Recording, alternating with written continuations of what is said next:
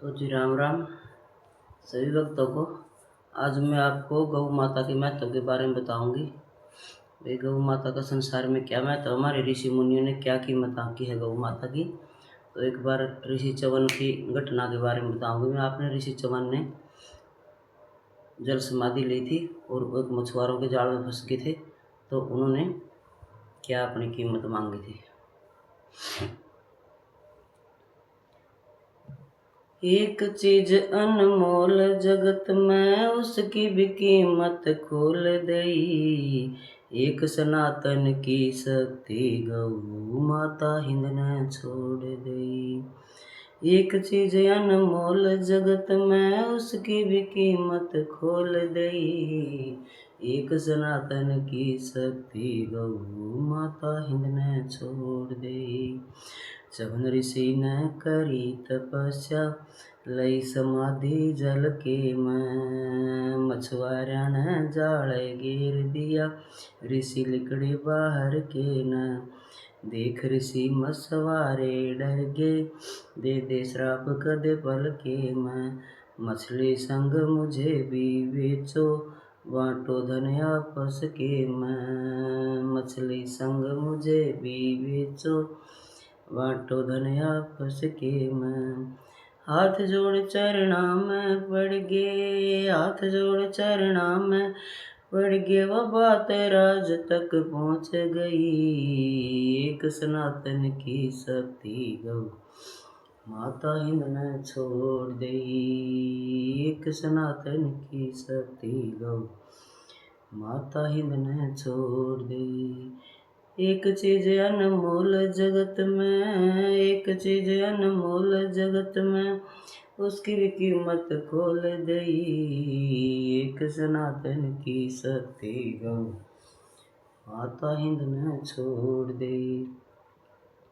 मछुआरे न्यों लगे बतावन ऋषि च्यवन राज्य में आए हैं। गलती से मारे जाल में फंस गए फिर भी न गुस्साए हैं। हम न बेच के दाम कमाओ इस जिद पे अड़ आए हैं। माफी मांगी बहुत गणी पर नहीं मना हम पाए हैं। हम हैं आप सहारे राजन बात, हम हैं आप सहारे राजन, हम हैं आप सहारे राजन, ये बातें आप पर छोड़ दई। एक सनातन की शक्ति गौ माता हिंद ने छोड़ दई। एक सनातन की शक्ति गौ माता हिंद ने छोड़ दई। तो फिर राजा नहुस थे उस समय के, तो राजा नहुस उन मछुआरों के साथ च्यवन ऋषि के पास जाते हैं और क्या बोलते हैं तीसरी कली में। चले भूप मछुआरों के संग पास मुनि के आए हैं। चरणों में दिया शीश झुका और बहुत गणे हर्षाए हैं। हम दास आपके चरणों में प्रभु आज्ञा लेने आए हैं। हम दास आपके चरणों में प्रभु आज्ञा लेने आए हैं।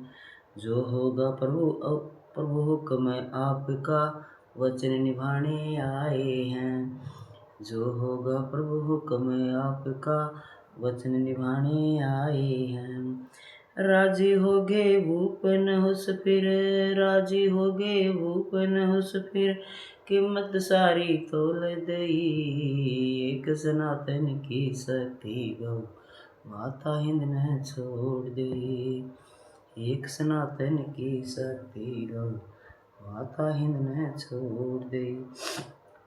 तो फिर मुनि जी बता रहे अपनी कीमत। मेरी कीमत के बदले मछुआरों को धन दिलवाऊं मैं। मेरे मन की कीमत दे दो राजन तब खुश हो जाऊं मैं। मेरे मन की कीमत दे दो राजन तब खुश हो जाऊं मैं।